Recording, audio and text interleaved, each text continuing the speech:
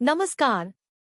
Welcome to your daily current affairs revision for competitive exams. This content is based on verified news sources.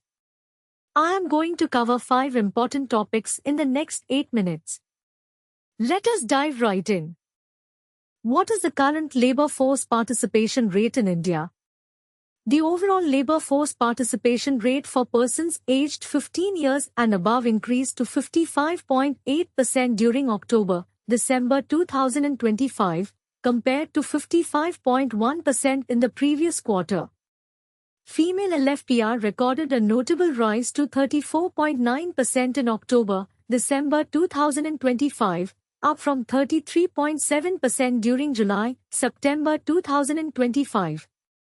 The periodic labor force survey conducted by NSO, MoSPI, is the primary source of data on activity participation and employment conditions of the population. This topic is relevant for GS3 economy. The labor force participation rate is an important indicator of the economy's health. Key takeaways: labor force participation rate increased to 55.8%. Female LFPR rose to 34.9%. The agriculture sector accounts for 58.5% of employed persons. How is ISRO contributing to national development? ISRO has undertaken various applications of space-based systems for national development goals, including agriculture, disaster management, climate monitoring, and societal welfare. ISRO successfully completed its 6-month leadership tenure of the International Charter, Space and Major Disasters. This topic is relevant for GS3 Science and Technology. ISRO's contributions are crucial for national development. Key takeaways: ISRO's applications for agriculture. ISRO's role in disaster management. ISRO's contribution to climate monitoring. Who is Swami Dayanand Saraswati? Swami Dayanand Saraswati was a prominent figure who provided invaluable guidance to society and the country's education system. President Draupadi Murmu and Vice President C. P. Radhakrishnan paid tribute to Swami Dayanand Saraswati on his birth anniversary. This topic is relevant for GS1 Personality in News. Swami Dayanand Saraswati's contributions are important for Indian history and culture. Key takeaways: Swami Dayanand Saraswati's contributions to education.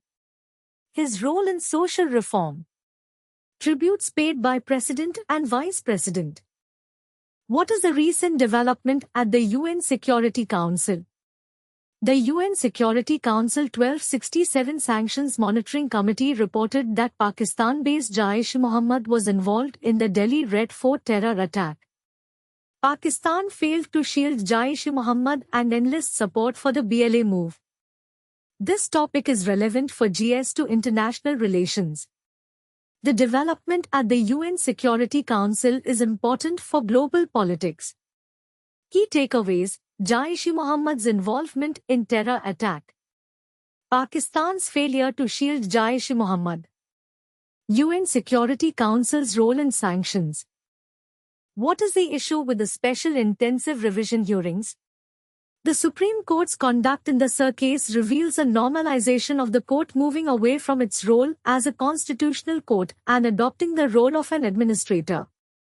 The Chief Minister of West Bengal, Mamata Banerjee, appeared before the Supreme Court in the ongoing hearings around the conduct of the special intensive revision of the electoral rolls. This topic is relevant for GS2 polity. The Supreme Court's role in the Sir case is important for understanding the Indian judiciary.